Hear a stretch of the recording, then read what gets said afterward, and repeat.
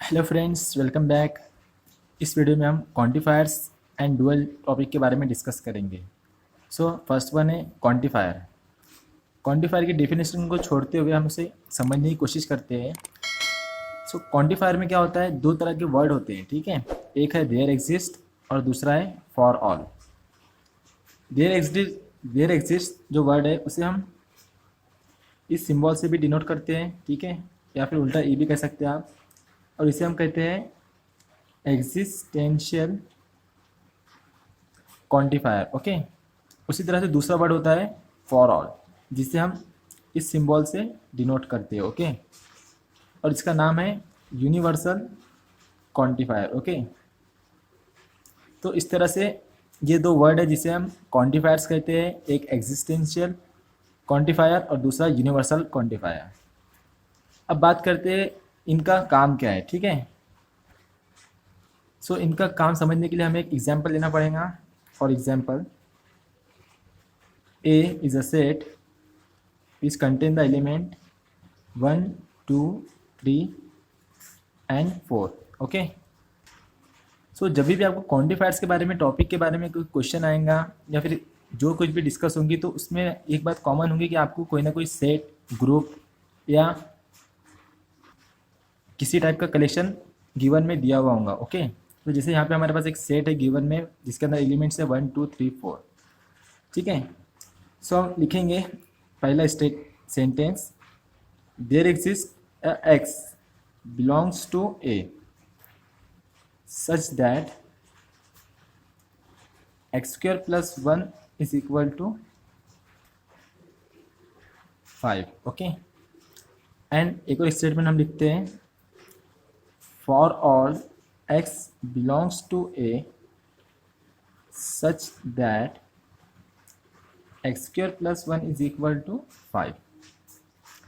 जो first statement लिखे हमने, there exist X belongs to A such that X square plus 1 is equal to 5। तो इस sentence का जो मीनिंग है वो इस तरह से होगा कि जो एलिमेंट है एक्स, इसमें ए के अंदर कोई एक ऐसा एलिमेंट होना, देयर एग्जिस्ट, यानी कम से कम कोई एक एलिमेंट ऐसा एग्जिस्ट करना चाहिए जो कि इस इक्वेशन को सेटिस्फाई करेगा, ठीक है। देयर एग्जिस्ट मतलब उसके अंदर एग्जिस्ट होना चाहिए कम से कम एक एलिमेंट, या दो या तीन या पूरे भी हो सकते हैं, लेकिन कम से कम कोई ना कोई एक तो प्रेजेंट होना ही चाहिए, ठीक है।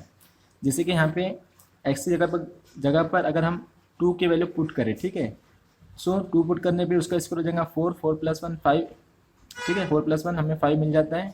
यानी कि ये जो स्टेटमेंट है, ठीक है, इसे हम कह सकते हैं कि स्टेटमेंट ट्रू है, ठीक है, क्योंकि यहाँ पे दिया हुआ है देयर एग्जिस्ट, यानी कम से कम एक एलिमेंट ए के अंदर, ए सेट के अंदर होना ही चाहिए। तो यहाँ पे जो 2 है एलिमेंट है जो इस इक्वेशन को सेटिस्फाई कर रहा है, जिसकी वजह से जो हमारा पहला सेंटेंस है या स्टेटमेंट है वो क्या है, ट्रू है, ठीक है।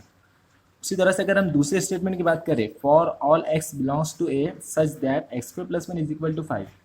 अब इस स्टेटमेंट का मतलब क्या है कि जो एक्स के ए के अंदर जितने भी एलिमेंट है, ए सेट के अंदर जितने भी एलिमेंट है, वो हर एक एलिमेंट इस इक्वेशन को सेटिस्फाई करना ही चाहिए, ठीक है। फॉर ऑल का मतलब क्या है, हर एक, यानी सब के सब तमाम एलिमेंट इस इक्वेशन को सेटिस्फाई करना ही चाहिए, ठीक है। बट हमें पता है कि सिर्फ 2 के अलावा और बाकी के एलिमेंट 1, 3, 4 इस इक्वेशन को सेटिस्फाई नहीं कर सकते, तो इसके जो ट्रूथ वैल्यू हो जाएंगी वो हो जाएंगी फॉल्स, ठीक है।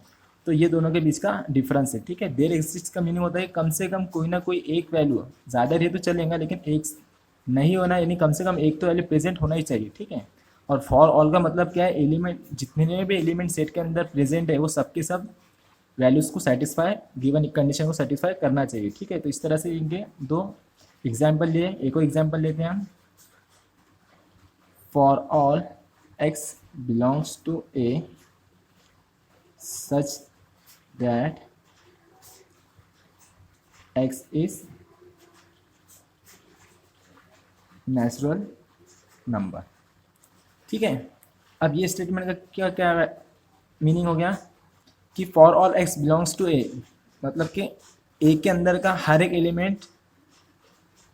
एलिमेंट इस कंडीशन को सेटिस्फाई करना चाहिए, ठीक है, क्या है, जो कि x इज नेचुरल नंबर, ठीक है। तो a के अंदर, सेट के अंदर क्या है, 1 है, 2 है, 3 है, 4 है, ठीक है, चारों के चारों नेचुरल नंबर है, हर एक एलिमेंट इस कंडीशन को सेटिस्फाई कर रहा है, तो जिसकी वजह से हम कह सकते हैं कि ये स्टेटमेंट है ट्रू है, तो इसकी ट्रूथ वैल्यू हम 3 इस तरह से लिख सकते हैं, ओके।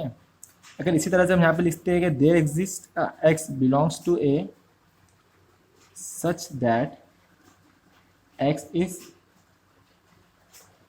Natural number. ठीक है, अब इसका क्या मतलब होगा, देर एग्जिस्ट, यानी कम से कम कोई ना कोई एक एलिमेंट ऐसा एग्जिस्ट करना चाहिए कि होना चाहिए कि जो ने क्या इस कंडीशन को सेटिस्फाई कर रहा है। ठीक है, अब हमें पता है 1 भी सेटिस्फाई करता है, 2 भी, 3 भी, 4 भी, यानी पूरे एलिमेंट इस कंडीशन को सेटिस्फाई कर रहे हैं। ठीक है, सो देर एग्जिस्ट का मतलब है कम से कम एक होना चाहिए, तो एक भी है और ज़्यादा भी है, तो जिसके वजह से हम इसे लिख सकते हैं ट्रू। ठीक है, देर एग्जिस्ट का मतलब क्या है, कोई ना कोई होना ही चाहिए। ठीक है, सब रहेंगे चलेगा, लिंक कम से कम एक होना ही चाहिए, एक होना चाहिए, दो होना चाहिए, जितनी भी लिंक कम से कम एक तो होना ही चाहिए। ठीक है, तमाम भी रहेंगे तो भी चलेगा। ठीक है, तो इस तरह से इनका मीनिंग हो गया है फॉर ऑल और देर एग्जिस्ट। ठीक है, उम्मीद करता हूँ आप ये टॉपिक समझ गए होंगे। अब क्वांटिफाइड स्टेटमेंट, सो ऐसे स्टेटमेंट जहाँ पे हम क्वांटिफायर का यूज़ करते हैं उसे हम क्वांटिफाइड स्टेटमेंट कहते हैं।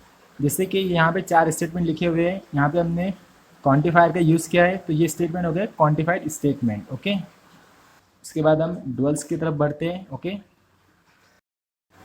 सो डुअल, डुअल, ठीक है, ये कोई टॉपिक है या किसी तरह की कोई डेफिनेशन इसको सेटिस्फाई करेंगे ऐसा कुछ भी नहीं। ठीक है, डुअल का मतलब होता है सिर्फ डुअल। ठीक है, जैसे कि हम मैथमेटिकल लॉजिक चैप्टर में कुछ कनेक्टिव्स पढ़े हमने, कंजंक्शन, डिसजंक्शन, निगेशन। ओके, इसी तरह से इम्प्लीकेशन और बाय कंडीशनल। ठीक है, तो डुअल जो ऑपरेट होता है वो कंजंक्शन और डिसजंक्शन के ऊपर ऑपरेट होता है। उसी तरह से हमने पढ़े थे contradiction, sorry tautology and contradiction. Okay, tautology को हम टी से डिनोट करते हैं, कॉन्ट्राडिक्शन को हम सी से डिनोट करते हैं। ओके, तो जो डुअल है, डुअल को हम इस तरह से कहेंगे कि जो कंजंक्शन का डुअल है वो है,